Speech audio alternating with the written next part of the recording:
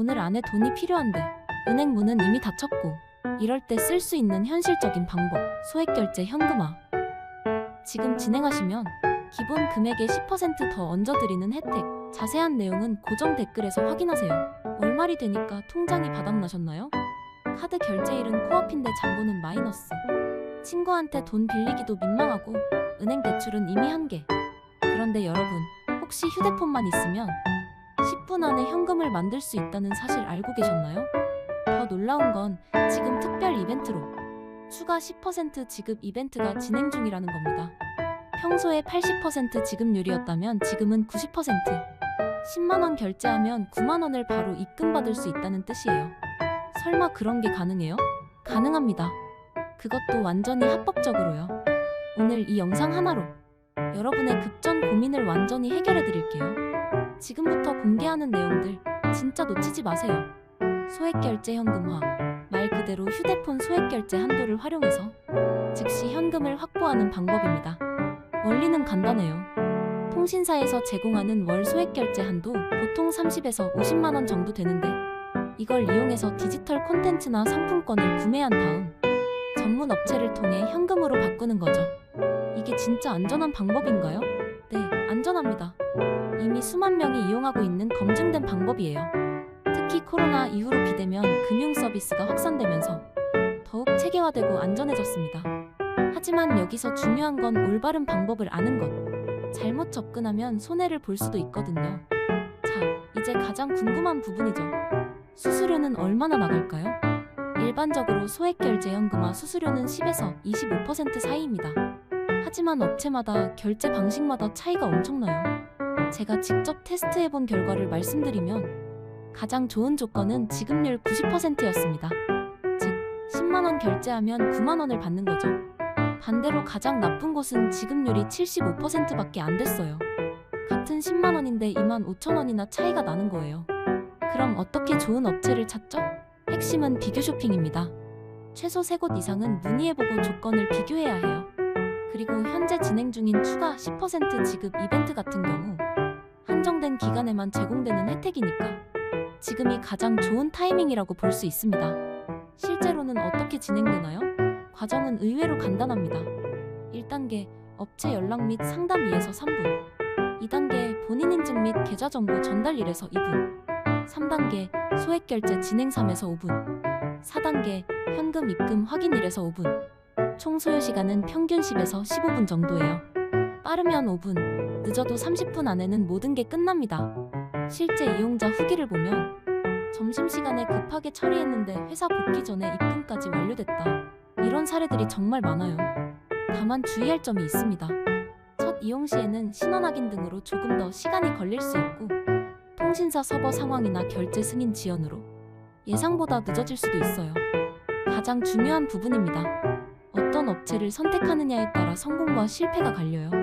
신뢰할 수 있는 업체의 특징 5가지. 첫째, 사업자 등록증을 공개하고 있어야 합니다. 정식 사업자가 아닌 곳은 절대 이용하지 마세요. 둘째, 고정된 연락처와 상담 시간이 명시되어 있어야 해요. 24시간 상담 가능하다고 하면서 정작 연락하면 안 받는 곳들이 의외로 많습니다. 셋째, 실제 이용자 후기가 풍부해야 합니다. 단순히 좋았어요, 이런 게 아니라 구체적인 이용 과정과 금액이 적힌 후기 말이에요. 넷째, 수수료 체계가 명확해야 합니다. 상황에 따라 다르다 라고 하는 곳은 위험해요. 다섯째, 선입금을 요구하지 않아야 합니다. 정상적인 업체라면 결제 완료 후 즉시 입금하는 게 맞거든요. 소액 결제 현금화에도 여러 방법이 있습니다. 상품권 방식, 가장 일반적이고 안전한 방법이에요. 문화상품권, 해피머니, 도서문화상품권 등을 구매해서 전문 거래 플랫폼에서 현금으로 환전하는 거죠.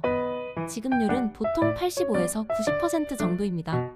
콘텐츠 이용권 방식, 넷플릭스, 유튜브 프리미엄 같은 구독 서비스나 게임 아이템을 구매한 뒤 재판매하는 방법이에요. 조금 복잡하지만 지급률이 높을 수 있습니다. 앱테크 연계 방식, 최근 뜨고 있는 방법인데요. 특정 앱에서 포인트를 구매한 뒤 다른 루트로 현금화하는 방식입니다. 수수료는 낮지만 과정이 복잡해요. 어떤 방식을 선택하든 본인에게 가장 편리하고 안전한 방법을 택하는 게 중요합니다. 아무리 좋은 방법이라도 주의할 점은 있어요. 절대 피해야 할 사기 유형들. 지급률 95% 보장. 이런 광고는 99% 사기입니다.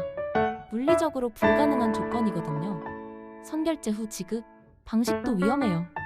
돈만 받고 잠적하는 경우가 많습니다. 미성년자도 가능. 이런 업체들도 조심하세요. 법적 문제가 될 수 있어요. 개인정보 보호. 신뢰할 수 없는 업체에 개인정보를 주면 나중에 보이스피싱이나 명의도용 피해를 당할 수 있습니다. 과도한 이용 금지. 소액 결제현금화는 응급처치 개념으로 써야 해요. 매달 반복적으로 이용하면 통신사에서 제재를 가할 수 있고 신용점수에도 악영향을 줄 수 있거든요. 휴대폰 소액 결제 한도는 통신사별로 다릅니다. SKT, KT, LGU 플러스 모두 기본 한도는 50만 원이지만 가입 기간, 요금 납부 이력, 나이 등에 따라 10만 원부터 30만 원까지 제한되는 경우도 많아요. 한도를 늘리는 방법. 통신사 고객센터에 연락해서 한도 증액을 신청할 수 있습니다. 단, 신용등급과 납부 이력을 종합적으로 심사하니까 무조건 늘어나는 건 아니에요. 가족 명의 활용.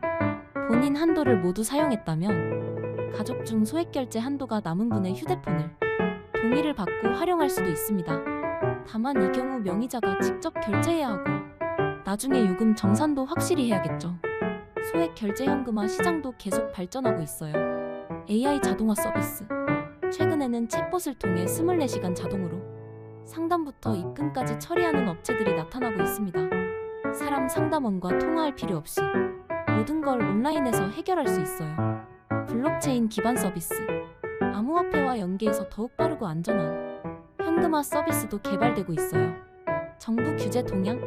한편으로는 정부에서도 이런 서비스들을 어떻게 관리할지 고민하고 있습니다. 하지만 기본적으로 합법적인 거래이기 때문에 완전히 막기는 어려울 것 같아요. 오히려 더 투명하고 안전한 방향으로 제도화될 가능성이 높습니다. 실제로 소액 결제 현금화를 성공적으로 활용한 사례들을 소개해드릴게요.